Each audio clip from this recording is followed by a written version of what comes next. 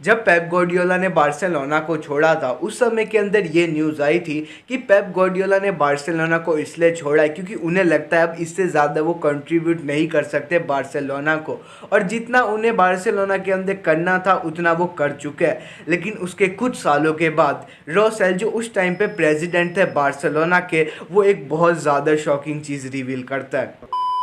Jo també diré que a mi em va agradar molt aquell equip. I el Johan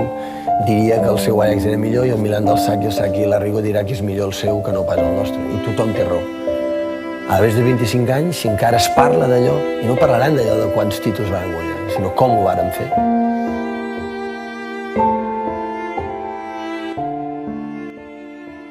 हम सबको पता है कि Pep Guardiola has been the best manager in Barcelona history, क्योंकि सिर्फ 4 सालों के अंदर 2008 से 12 के अंदर इस बंदे ने टोटल 14 ऑनर्स दिला दिए थे बार्सिलोना को, जिसके अंदर यूसीएल भी था, काफ़ी सारी ला लीगा ट्रॉफीज़ भी थी, एंड उसी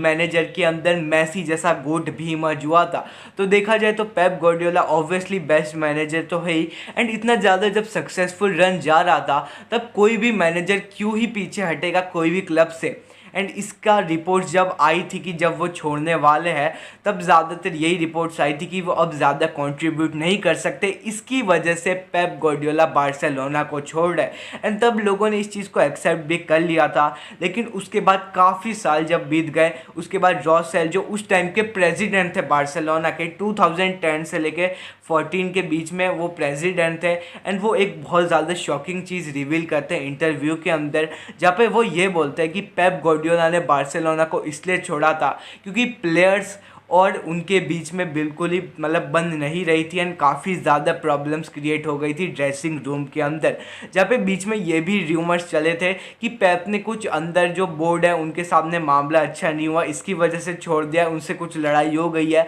लेकिन उन्होंने बोला कि उनका प्लेयर्स के साथ ही नहीं बन रही थी। अब इसके ऊपर भी काफ़ी सारी आर्ग्यूमेंट्स चलेगी, और अभी भी लोग बोलेंगे कि जब प्लेयर्स के साथ प्रॉब्लम्स क्रिएट हो रही तो वो इतनी ज़्यादा ट्रॉफीज जीत क्यों रहे थे, क्योंकि कोई भी क्लब का तुम एग्जाम्पल ले लो, जब मैनेजर और प्लेयर्स के बीच में प्रॉब्लम्स क्रिएट होती है तो वो ज़्यादा ट्रॉफीज नहीं जीत पाते, पिच पे भी कंप्लीटली दिखता है कि वो अच्छा नहीं खेल पा रहे। लेकिन जब पेप गार्डियोला प्लेयर्स की नहीं कोई यहाँ पे मेल हो रही थी तब पेप गार्डियोला ने क्यों इतनी सारी ट्रॉफी जिता दी बार्सिलोना को, और प्लेयर्स कैसे अच्छा खेल रहे थे, तो इसके ऊपर भी बहुत सारी आर्ग्यूमेंट्स हो रही थी। लेकिन जो सबसे ज़्यादा रिपोर्ट्स यही बताती है कि वो बार्सिलोना के अंदर कंट्रीब्यूट नहीं कर सकते, एंड अगर एक वर्ड में बोलना पड़े रियल रीज़न क्या है तो वो जो भी हमारे पास रिपोर्ट्स है उसके हिसाब से ये है कि पेप गार्डियोला ने बार्सिलोना को प्लेयर्स की वजह से छोड़ा था। वैसे तुम्हारे क्या ओपिनियन है इस चीज़ पे, तुम कमेंट्स में बता सकते हो, और अगर ये वीडियो अच्छी लगे तो ये सब भी लग सकती है, सो एक बार चेकआउट कर लेना।